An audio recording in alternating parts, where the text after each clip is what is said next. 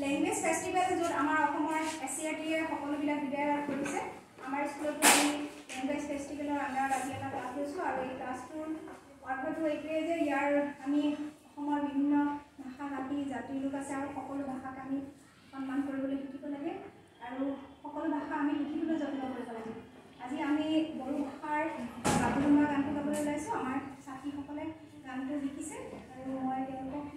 যিমান পাৰোঁ যত্ন কৰিছোঁ শিকাবৰ কাৰণে তোমালোকক সেই গানটো আমি গাম আমাৰ ডিছ কালচাৰো আছে সকলোৱে তোমালোকে